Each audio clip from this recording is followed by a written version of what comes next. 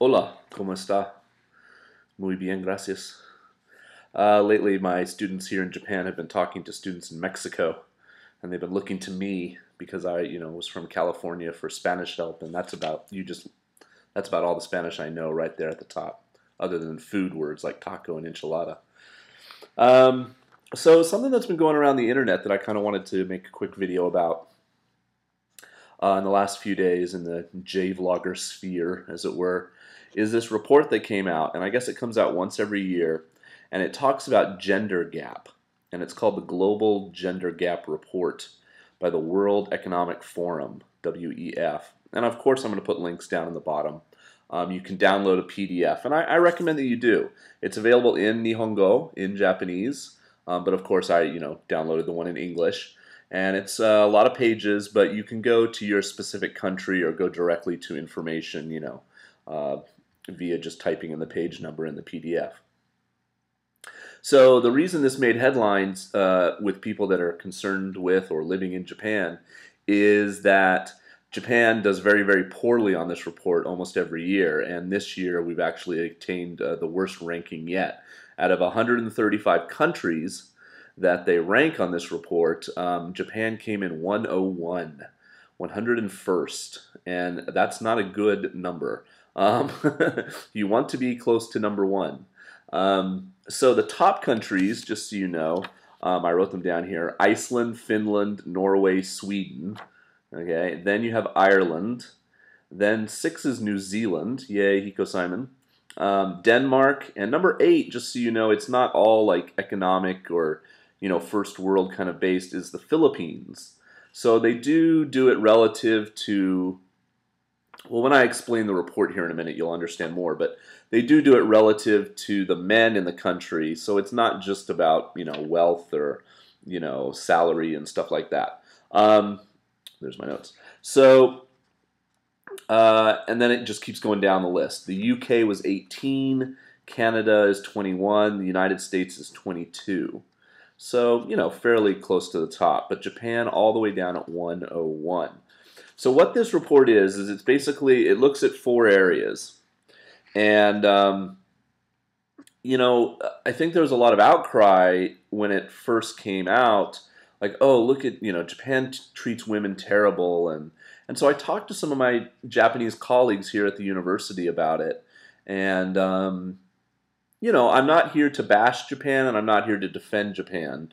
I think there are some problems with the way Japan, with the way women grow up and are treated and assimilate into the culture in Japan. And I think there are other ways that it's obviously fantastic. And this transcends to jets and the way you might be treated if you're a woman and you come to Japan versus my experience as a man in Japan. Um, so, I'm sorry, 4 areas. Economic participation and opportunity. Education attainment is 2. 3 is health and survival. And 4 is political empowerment. So I think just by hearing those headings, you can understand the places where Japan does well. Education attainment is equal across the board. As many girls go to, as many as they want go to elementary school, go to junior high school, go to high school as boys. The sex ratio is actually very even in Japan. There's not like a huge, I think men, children, that's a weird word. A male child is desirable in Japan, but it's not like China where, you had this rash of women aborting and stuff so they could, because they could only have one kid. To have a male child for the heir and the name to live on and stuff. It's about like 0.94 women to every, so basically 94 women to every 100 men. It's very, very even here. And they all go to school. The only place where it starts to dip a little bit for women is college.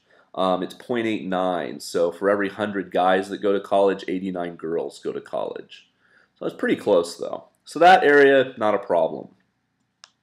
Health and survival, of course, Japanese women have one of the longest life expectancies anywhere in the world. So that they're actually above the line, like 107, 1.07. So Japanese women outlive Japanese men.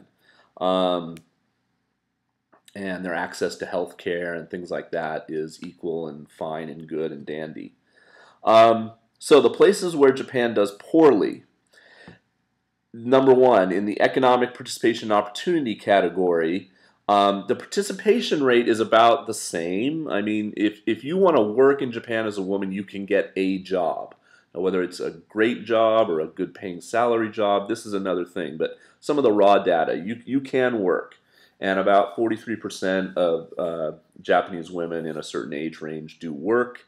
Um, the salary, for the most part, for a comparable job, men get paid a little bit more, but it's not a huge, huge gap like it is in some countries. So basically, if you're working at a bank or something and you're a teller or whatever, you're going to get paid about the same if you're a man or a woman. You know, obviously, some cases exactly the same as it should be. But here's the real kicker though, is advancement. So your chances as a woman of being promoted and going from clerk of the bank to manager of the bank to CFO of the banking company or whatever. That's where Japan is terrible. It gets a 0.10 on a 1-point scale, so it's very, very tiny. The amount of women who are in manager positions and CEO positions and heads of company positions is very, very small in Japan. And it's a cultural mindset. You're not expected as a woman to want a career. You're supposed to want to have a family and raise children, even though the birth rate here is very, very small. And so at some point, it's okay if you want to work through your 20s and make money and find your husband and everything. But once you get married, the kind of cultural expectation here is then you start to take the back seat to your husband. He's supposed to be the breadwinner. You're supposed to maybe have a part-time job or do something to help out. But basically, you're supposed to take care of the kids and run the household. Now, this is where it gets into an interesting point. I was talking with a colleague about this, and she said, well, the flip side of that is Japanese women in America, Japanese women in the household have a great deal of power. They actually exert and wield a great deal of power. And Hiko and some of the other people that I'm following on Facebook, we were talking about this on social media a few weeks ago, about the allowance that Japanese men get. A lot of Japanese husbands get an allowance from their wives. The wife gets the paycheck. It's deposited into a bank. They're the bank book holder. They plan the finances for the family, how much we're going to spend on food, what we need to spend on, little Johnny's, school uniform and his juku lessons after school, and, gas in the car and blah, blah, blah. And here's your 3 mon, your $300 to spend on, when you go out drinking with your buddies after work or whatever, your lunch or whatever you need during your month. And a lot of men, even gaijin guys who marry Japanese women, fall into this thing where they get an allowance. So holding the purse strings and controlling the family finances is kind of an example of soft power. You wouldn't necessarily say the woman is the head of the household, but she probably runs the show, as it were. Very much so in Japan. And so, it's hard to say. But in business, that's not the same. And the fact is if you're going to go and meet somebody and they're going to have an upper echelon position, they're probably going to be a man. And this translates to your schools. If you're a JET or you're an ALT, the vast majority of your principals, your Kocho sensei, your vice principals, your Kyoto sensei are going to be men. Despite the fact that, especially at elementary school, I'd say more than half of your teachers that you work with will be women. In junior high, it probably levels out. It's about half guys, half girls for teachers. And then I don't know about high school very much, so please leave a comment if you're a high school ALT. But my guess is it's about the same. It's about half. Here in college, there's probably overall more male professors at my college here than female, but it's very close. And in English, I think it's exactly half and half. I think there's 4 female English professors and 4 of us men. Yeah, I think, or maybe it might even be 5 to 4. Anyway, it's very close. So, But when they want to get promoted, if they want to go to the administrative side of school and be a principal of a school, a headmaster, or say we have this thing in Japan called the BOE, the Board of Education, you might have a supervisor as a JET or an ALT who is a woman. But the person that's in charge of the BOE, the person that's really the head of the education department, is almost always going to be a man. I'd be interested to know if you had a female head of your BOE. Let me know.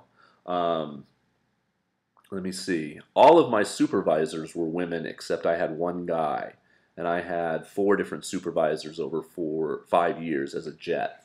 Um, and that I'm not talking about the head of the BOE. I'm talking about the person that directly linked with me as my sort of employer liaison. Um, so those, and a lot of other employees, OLs, office ladies, they're called in Japan, are women. But when you get up and up into the higher, ranks of the company or whatever it is, the government office, it tends to be men. And this carries over, unfortunately, to the other place where Japan does really, really poorly in this world report, and that's political empowerment, the 4th category. And they're not talking, they don't really have enough statistics on the local level. So they're not talking about, I don't know, like, city council or whatever, maybe even mayors or something. Although I don't think I ever met a female mayor of a town. I did have, just as a caveat, I did have 2 female principals during my time, but they were both principals at elementary schools. Never did I meet a principal. Like, I would go to speech contests and graduations, and all these principals and vice principals would walk out to represent their schools at these graduation ceremonies, and it was almost always men, old men usually, like over 55, over 60. And that's fine. They work their way up and whatever. But in my time at my junior highs, it was always all men. But like I said, I did have some elementary schools where we had female. One of my tiny schools in Usagi, which only had like 11 students, that was a female kocho sensei, and then another one of my elementary schools had a female kocho sensei. But it's rare, and it spills over here to political empowerment, and they're talking about at the national level. So we're talking about parliament, the diet in Japan. We're talking about ministers, like, the cabinet, the head of the Ministry of Finance, the head of the Ministry of Defense, the head of the Ministry of Education and Welfare, whatever it is. And of course, one category that obviously the United States would also fail is in the past 50 years, have you had a female head of state? So, in other words, Margaret Thatcher in the UK would qualify in Britain. Germany has a female prime minister, but we've never had a female president or vice president in America. They have, I believe, in Australia and New Zealand, for example. And of course, in Japan, I can't imagine a female ever running, but ever winning and gaining prime minister here. It's a boys' club. Politics is very much a boys' club in Japan.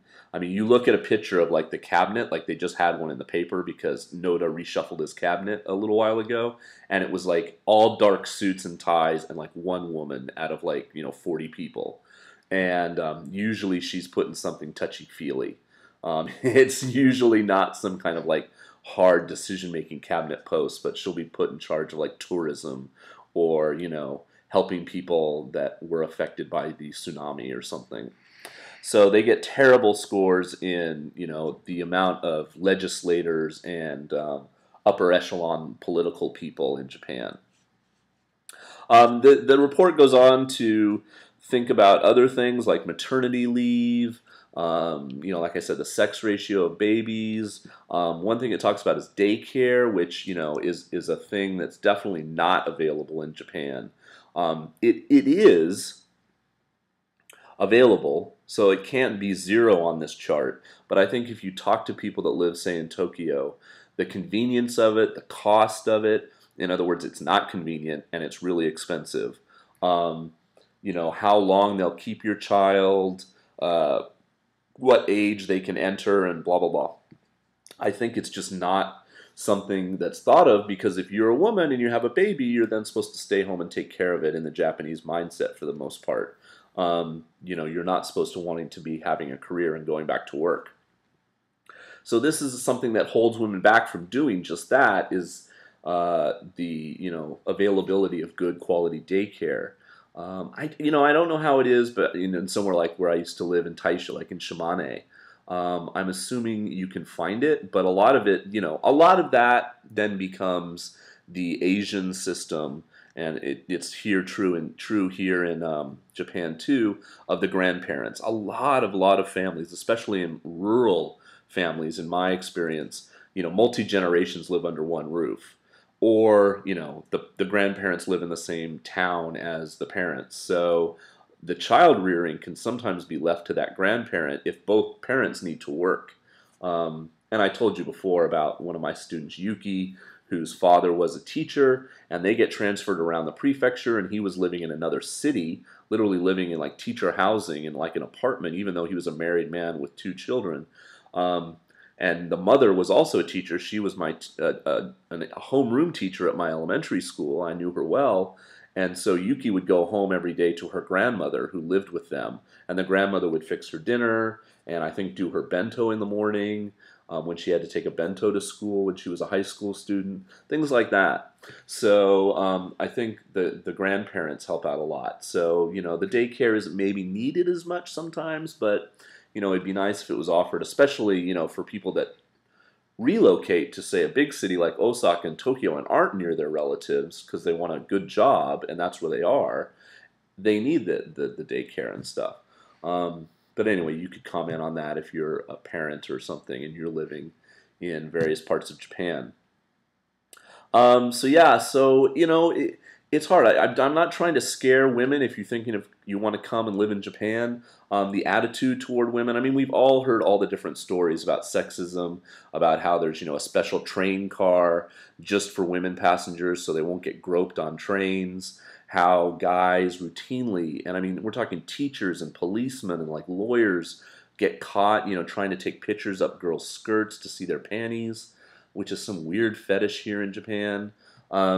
Just all kinds of silliness and sexism that goes on here. And I really do feel like sometimes Japan feels like it's 20 years behind, say America and Canada and places in Europe. It feels like, the attitudes, like they're just now catching up to some of the equality. And the way it translates to me is really when I talk to my female students who are 18, 19, 20 years old, and they're thinking about their lives and their career. And some of them, they just don't have the aspirations, it feels like sometimes, that my students, I think my students of a similar age in America would have. They don't necessarily want to blaze trails and be their own person and be really independent away from their family. They want to stay close to their family. They want to find a boyfriend and get married. Um, and I've talked about this in another video. I haven't even posted yet. But yeah, and I think they never say, oh, I want to be I want to be a leading scientist. I want to be I want to be Mrs. Fields. I want to own a cooking empire. I want to, be Martha Stewart or anything, or I want to be CEO of Rakuten or some company here. The jobs they aspire to seem to be just very, humdrum. It seems to be like they're waiting until they can become mothers and housekeepers. And that's, of course, not true across the board. That's a generalization. But um, yeah, so, that attitude transcends, and, the way, uh, you know, the women are deferential to men here, but there is still a respect thing that I hope is changing. I hope reports like this will point things out to people and they'll take a moment to think about it and look at it. Okay, so again, I'll leave links down in the bottom. Go check out the report. The only country that's really was worse, that's kind of in the same economic stratosphere as Japan, was Korea. South Korea was 108. So they have some of the same problems, I think, with, age-old, traditions of men really being in charge, and that hasn't really relinquished yet. And the attitude of, what a woman can do and accomplish and stuff has to change. before maybe it will change. But part of it too is just Japanese politics and probably Korean politics too. It's just so many of the people are so old.